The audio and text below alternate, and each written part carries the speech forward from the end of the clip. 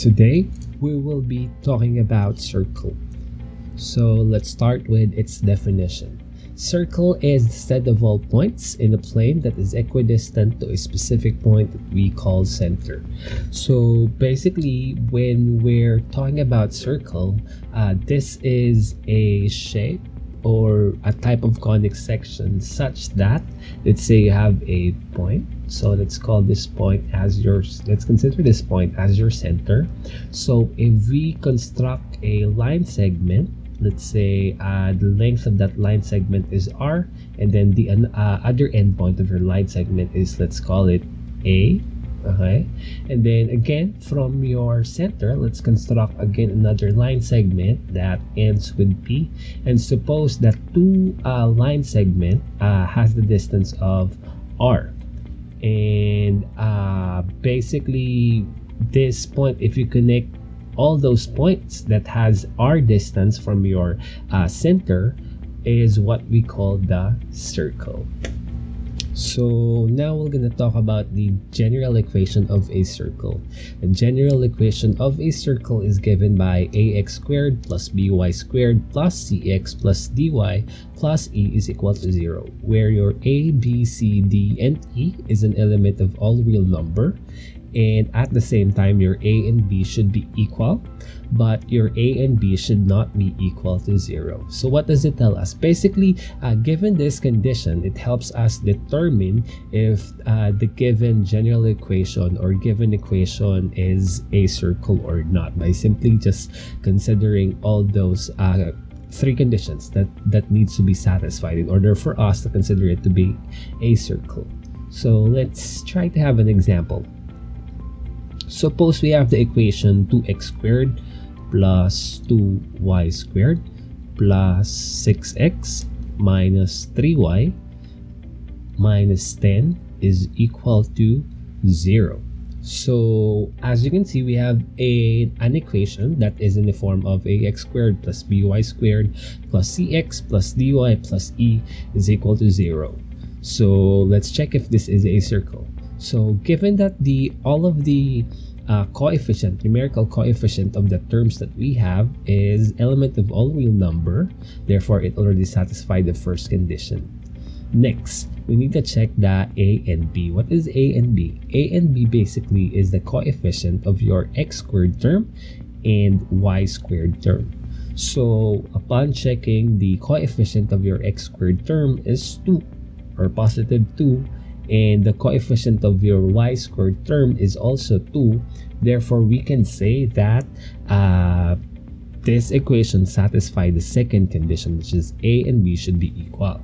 And as you can see, a and b is non-zero, so therefore it also satisfies the last condition.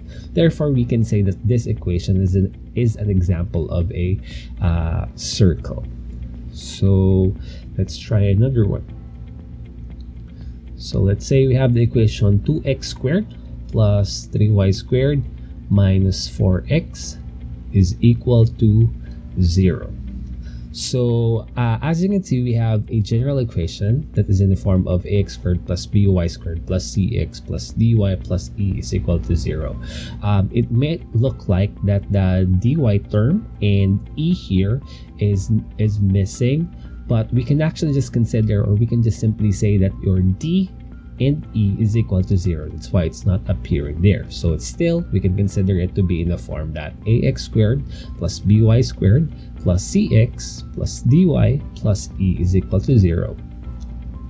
So we already met the first condition. So next, let's consider a and b. So again, a is the coefficient of your x squared term, and b is the coefficient of your y squared term. So the coefficient of your x squared is 2, while the coefficient of your y squared is 3. Therefore, it did not meet that condition, the second condition. Therefore, we can say that this is not a circle.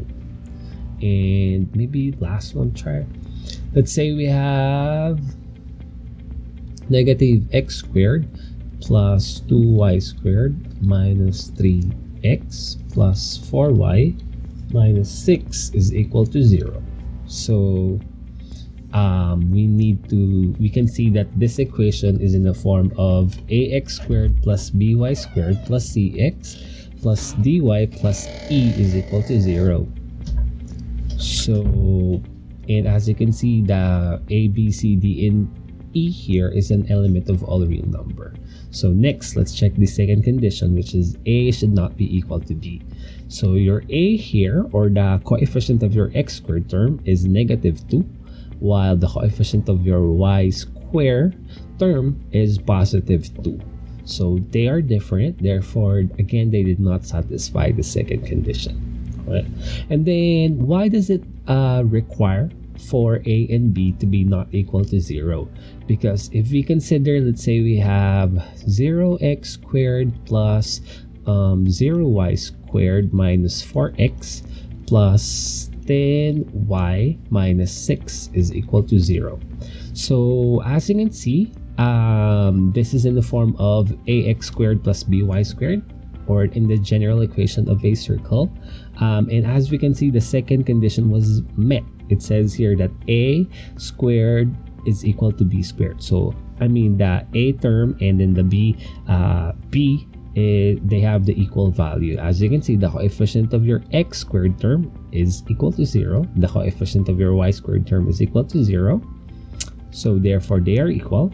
But it did not satisfy the last condition, which says there a and b should not be equal to 0, because as you can see, as we all know, that any number you multiply by 0 would be equal to 0. So just like this, x is just another number. So if you substitute a value of x here, it would be just 0, or simply these terms would be cancelled. So in turn, as you can see, we have just the equation -4x plus 10y minus 6 is equal to 0, or as you can see, this is in the form of a linear equation. So that's why your a and b should not be equal to 0. So that's the general equation of a circle. Next, let's talk about the standard equation. The standard equation of a circle is given by x minus h, quantity squared, plus y minus k, quantity squared, is equal to r squared, where your h and k is the center of your circle and r is the length of the radius. So this is an example, or this is the standard equation we will be using for circle. Now let's have an example. Suppose we wanted to solve for the general equation of a circle whose center is located at the origin and radius is equal to 5. So let us compute. Alright, so let us solve for the first problem. So in the first problem, we have the given the center of our circle, which is equal to the 0, 0, because it says there that the origin of our the center of our circle is located at the origin, and at the same time the radius of our circle is given by 5. All right, so now what is being asked there is we need to solve for the general equation of our circle. So for us to solve for the general equation, we need to first solve for the standard equation. So recall that the standard equation of a circle is given by x minus h, quantity squared, plus y minus k, quantity squared, is equal to r squared. So now we just need to substitute the value of your h, k, and r in your standard equation so that we can solve for the standard equation. But how do we get the h, k, and r? So r is already given, which is the radius, which is equal to 5 for this case. We just need to identify the value of our h and k. What is h and k? Recall that it was mentioned there that the h and k is the center, or basically the coordinate of your center. So h represents the x coordinate. So for this case, this is 0. This is the x coordinate. And then k, this is the y coordinate of your center. So for this case, we also have there 0. So now that we were able to solve for h, k, and r, we can already substitute those values to the standard equation. So by substituting, we have the value x minus h. So x minus 0, quantity squared, plus y minus 0 quantity squared is equal to r squared. R is 5, so therefore we simply have there 5 squared. Now that we were able to substitute, just simply perform the necessary operation. So we need to consider x minus 0. X minus 0 is simply x. So you put the square, so we have now distribute the square, so we have x squared plus y minus 0 is also equal to y. So you square it, you get y squared, and then is equal to 5 squared. This is 25. Therefore, we now have the standard equation of your circle. So this is actually a special case, because if the center of your circle is located at the origin, you have a form x squared plus y squared is equal to r squared. So just like this one, so we have x squared plus y squared is equal to, so you have the radius, which is 5, you square it, you get 25. And then for the general equation, basically for the general equation, we want everything to be on the left hand side, and on the right hand side we just have there 0. So we move the 25 from the right hand side to the left hand side, so we have x squared plus y squared minus 25 is equal to 0. So now we have the general equation of your circle. So we were now able to solve for the first problem. So there. Now for our next problem, let us consider solving for the general equation of a circle whose center is located at 2, -3, and the radius is equal to 7. For our next problem, let us consider the given. It says there that the center is now located at 2, -3, and then we have the radius that is equal to 7. So again, what we wanted to do first is identify the h, k, and r. So r is already given or already specified. It says there that the radius is equal to 7. Now we just need to identify the h and k. So h is again the x coordinate, so the x coordinate of your center, so therefore that's 2. And then your k is the y coordinate of your center, which is -3 for this case. So now that we were able to solve for the h, k, and r, we can now solve for the standard equation by substituting the values of h, k, and r to the standard equation. So recall the standard equation is given by x minus h quantity squared plus y minus k quantity squared is equal to r squared. So substitute the value of h, so we have x minus 2 quantity squared plus y minus, so we have there -3, okay, and then quantity squared is equal to 7 squared. After substituting the value of your h, k, and r, we just simply perform the necessary operation. So we have here x minus 2 quantity squared plus y. So we have negative and negative, so you multiply them, that will give you +3 squared, which is equal to 49. Okay, so now we have the standard equation. This is now what we will consider as the standard equation of your circle. All right, so next is, now that we were able to solve for the standard equation, we can now solve for the general equation. So for the general equation, what we want to do is move everything on the left hand side, expand your terms.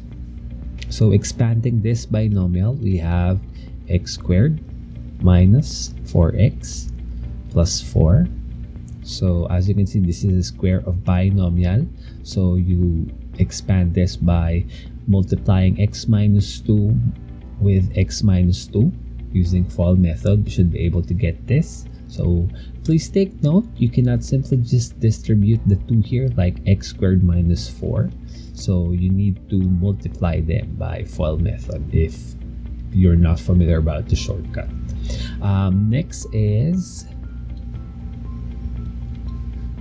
plus. So we consider now y. So we have y squared. By the way, the shortcut here is you square the first term, so that's why we have y squared, and then you multiply them, those two terms. So we have y plus 3, so y times 3, so therefore we have 3y, and then multiply it by 2, so you should be able to get 6y.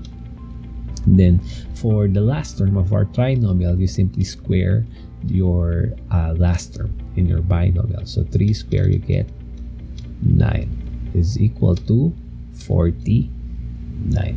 After that, you move everything on the left hand side. So we have x squared plus y squared, and at the same time you try to arrange them. Negative 4x plus 6y. You have 4 plus 9, that should give you 13 minus 49. So therefore that would be what? 36 is equal to 0. So now this is what we will consider as the general equation of our circle. So here is the general equation. So there. So now we have the general equation of our circle.